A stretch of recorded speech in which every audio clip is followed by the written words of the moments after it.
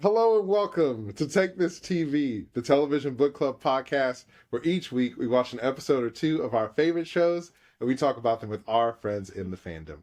I'm Carmen Askernes, and I'm joined as always by the amazing Kimberly Woods. Hello. Hey, hot potatoes. And this season, we are watching Bridgerton Season 3, Part 2. If you haven't watched part 1 and 2, do so now and then come back and join us because we're about to hop in. So spoilers ahead. Ooh, spoilers. Woo, so the second part, Carmen, they just dove right into the sex scenes. I loved it. I was wondering if, were they going to make us wait? Were they going to draw it out? No, they gave it to us pretty quickly. Even though Penelope and Colin were still, having a little bit of Drama. Yeah. So you said that part 1, you didn't really feel like the passion was there for Penelope and Colin. Did you feel like the passion was there this time? I liked the sex scene. I thought it was nice. I still have a little bit of issue with Colin, because I love Penelope. Like, Nicola killed it, and the character was amazing, and I liked getting to know her more. Colin, to me, was back and forth on his emotions a lot. Yeah.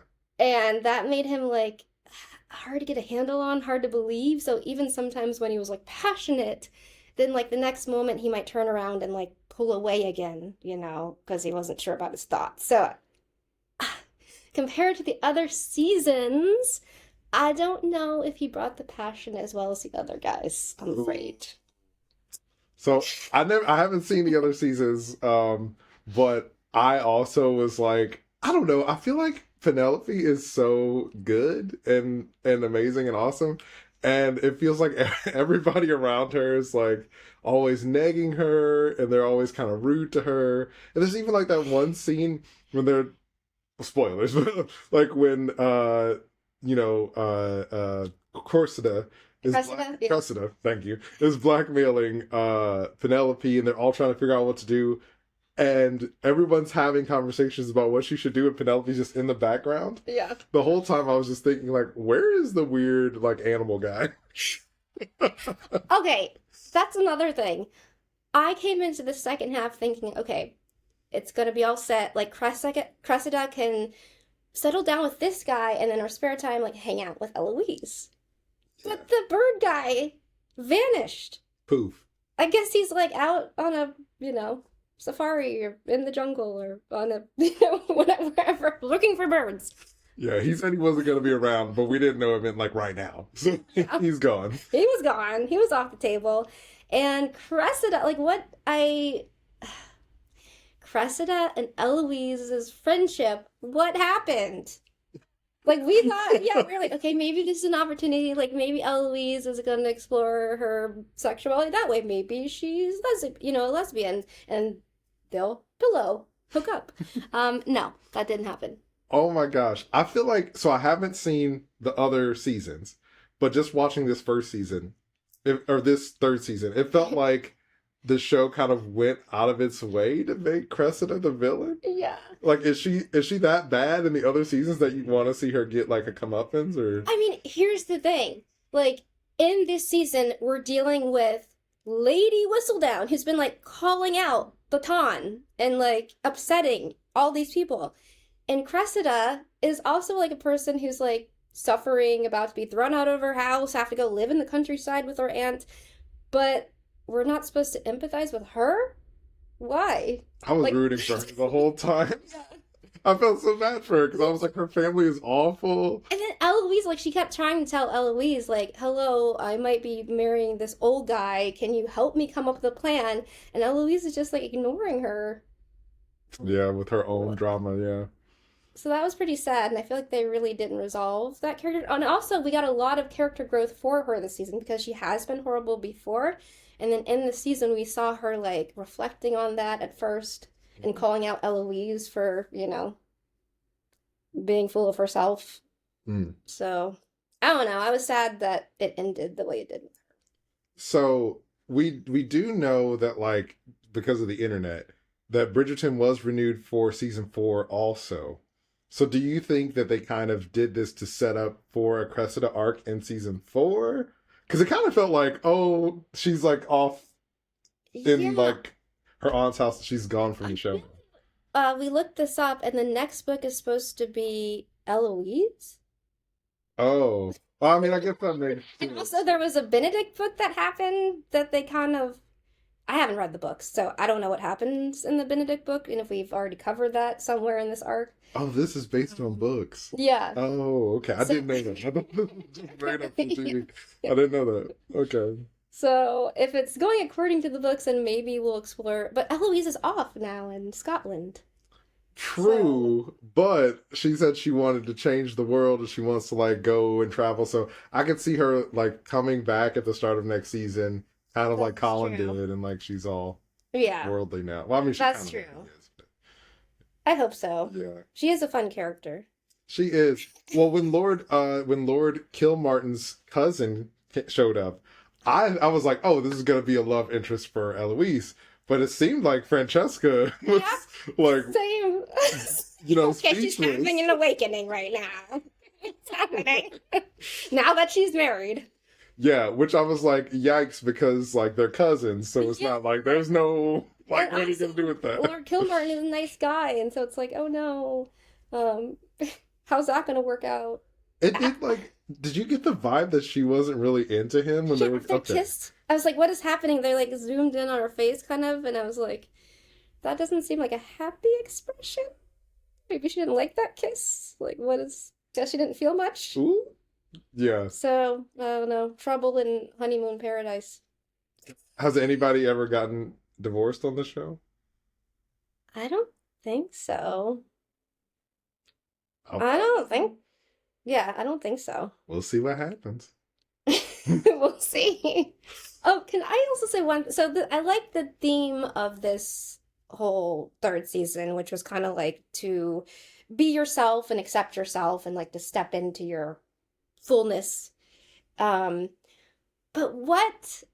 Okay, we talked about like Francesca and Lord Kilmartin kind of being a little bit more eccentric and different and exploring that. I was a little bit, as a quiet person myself, upset with them trying to push them into boldness after like the theme of the season is be yourself. It was like, why can't you just accept these two characters as just like nice, quiet people and that's who they are and like appreciate that instead of like trying to change them in some way? Yeah. The lesson is be yourself unless we need you to be somebody else. Change. And also like Alice and Will too. Oh Because yeah. they kind of adapted to the Ton. Like he gave up his business I and feel- started throwing parties. He gave up his business so easily. Because, like, last season, it was like a big point of contention.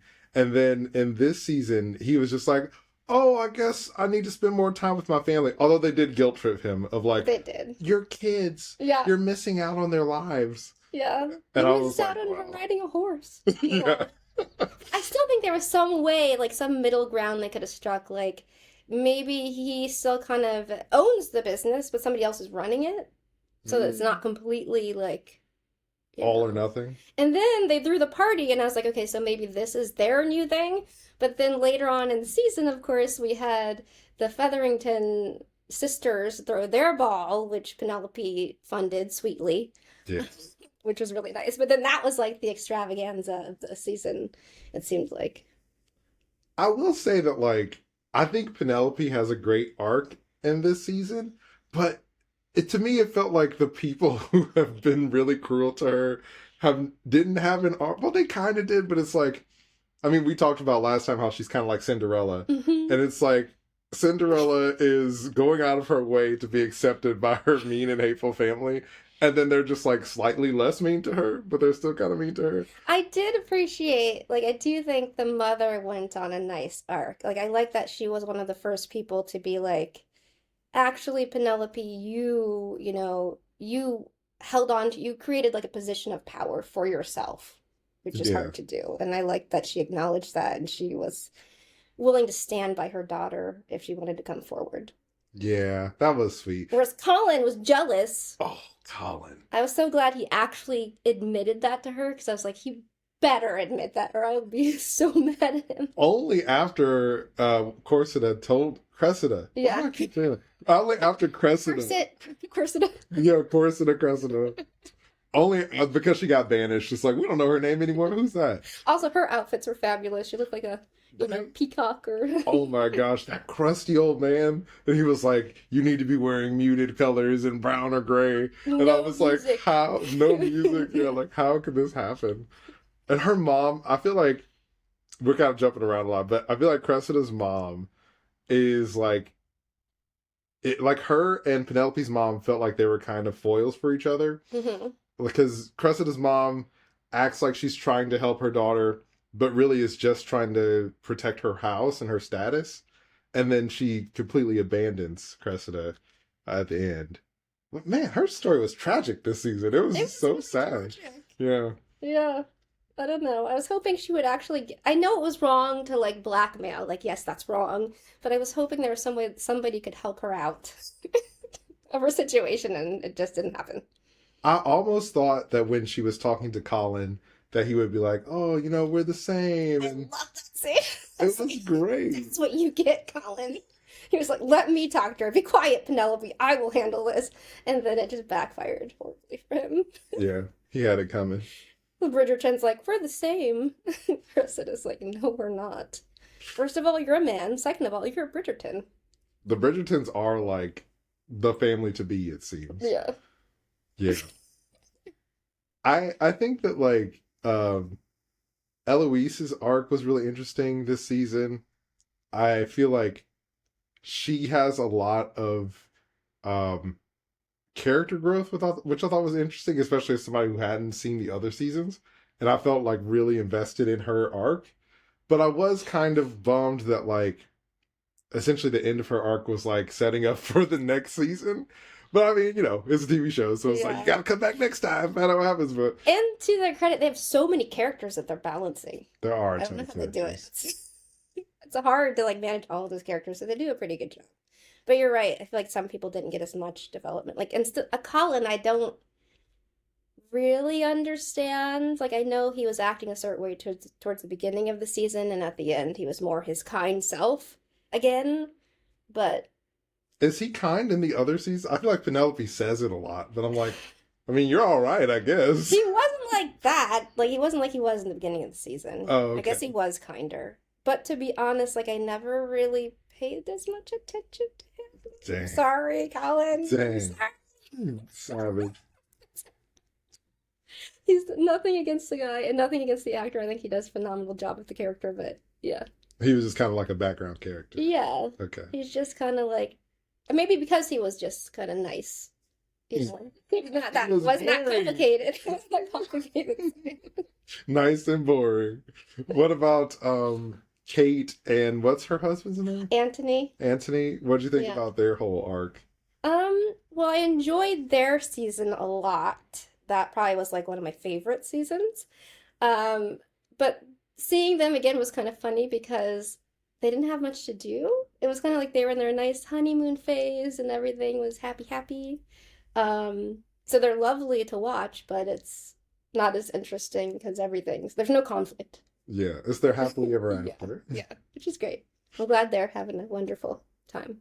There was the like idea of Kate wanting to go and be close to her family, Yeah. and they decided to go to Oh, that India. was sweet. Yeah, Anthony was like, yeah, we gotta go. So, that was sweet. yeah. He got even more points in my book. Yeah, it seems like he did with her too. Yeah. She alludes to a sister. Does she have a sister in the other?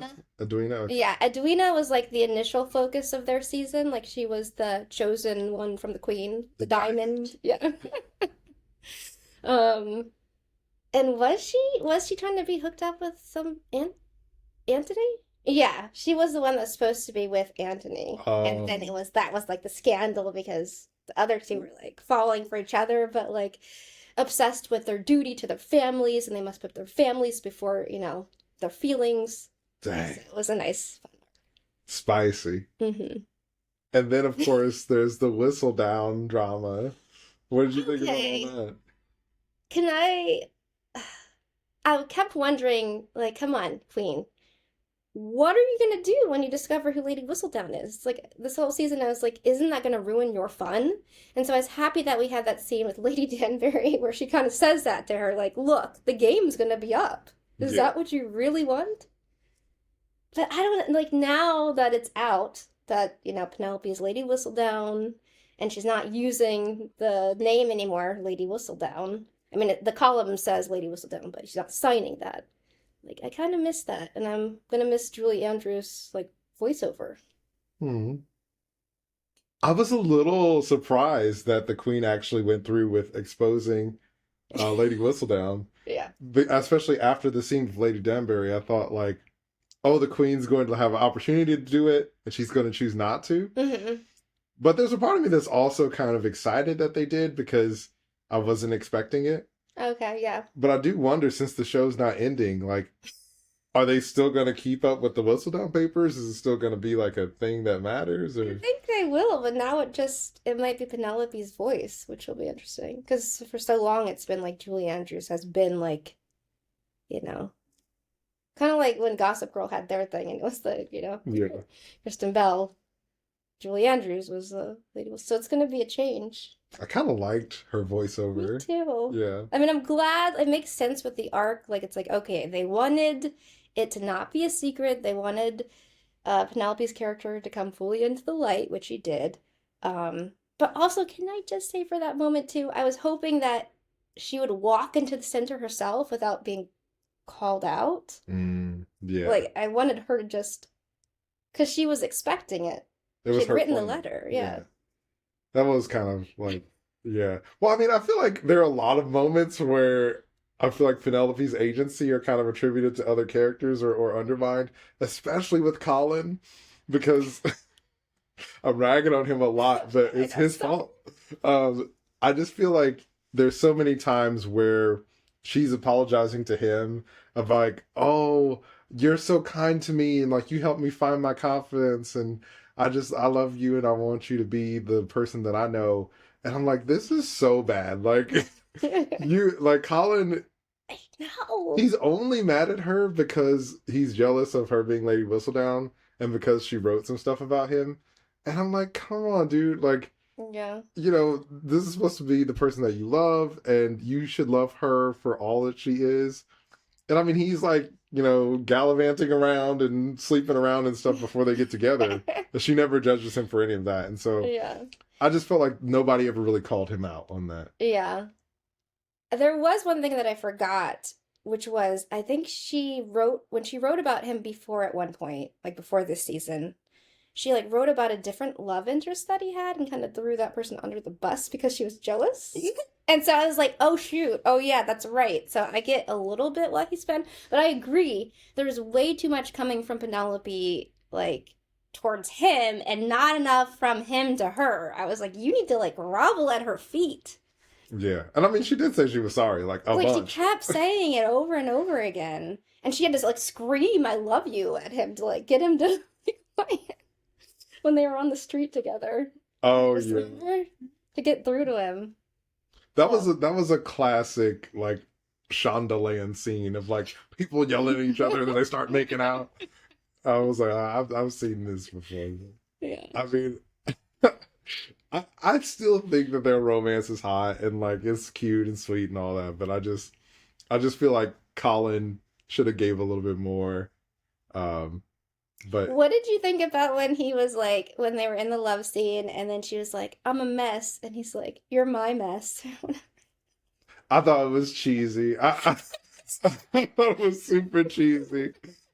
I mean, I also was just like, when she was like, am I a mess? And he said yes. I was like, Yeah, that's what he said. That was it. Yeah, he said yes first, but you're my mess. And I was like, backhanded. you better give more than that.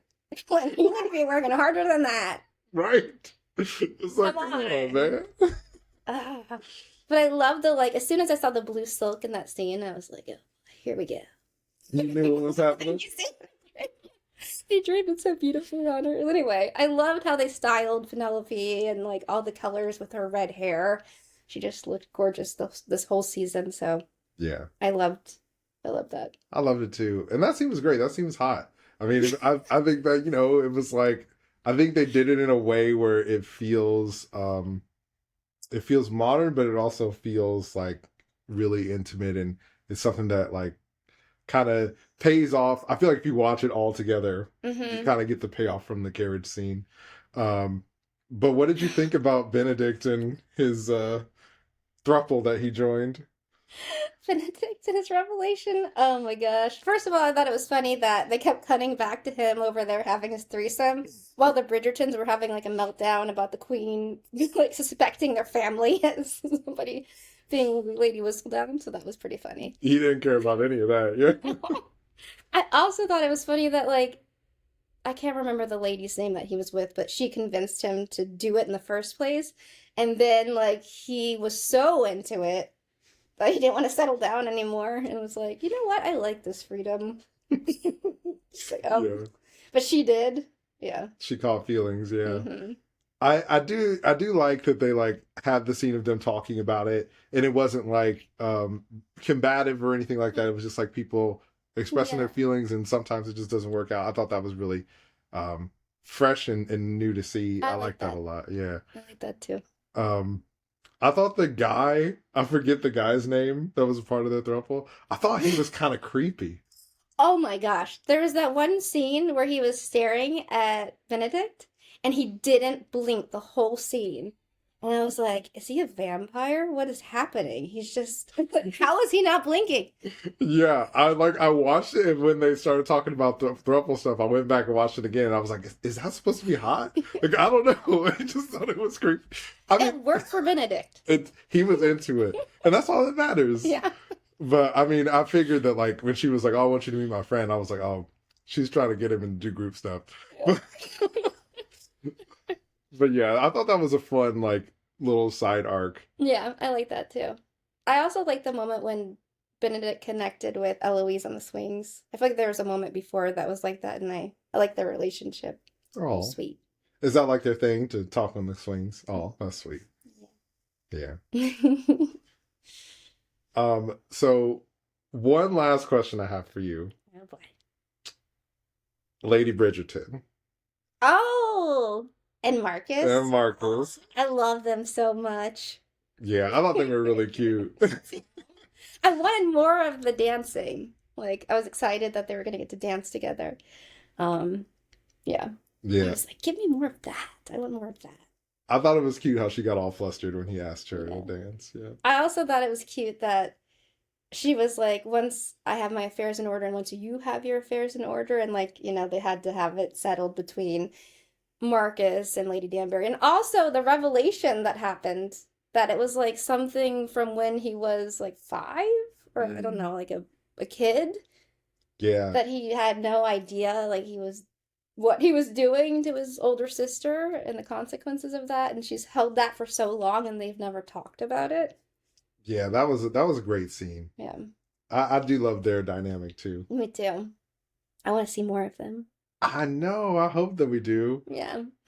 I'm excited to watch the next season whenever that comes out. I'm definitely gonna go back and watch season 1 and 2 now Yes, you because have to. I'm invested. It's so good. Yeah, I love this show. I love this show too. It really sucks you in. Yeah, I was hooked. At first, I was like, "Oh man, royals and drama and all that kind of stuff." But then I was like, "Ooh, she said what about who? Like, what happened?" So I'm hooked now, and I have to know the origin of how it all started. Well, thank you all so much for joining us. We're at Take This TV on Instagram and TikTok, and you can listen to us on Apple Podcasts, Spotify, or wherever you get your podcasts. Leave us a review. Let us know your thoughts. How do you rank this season to the other seasons? And join us next time for At Take This TV. And remember, it's dangerous to watch TV alone.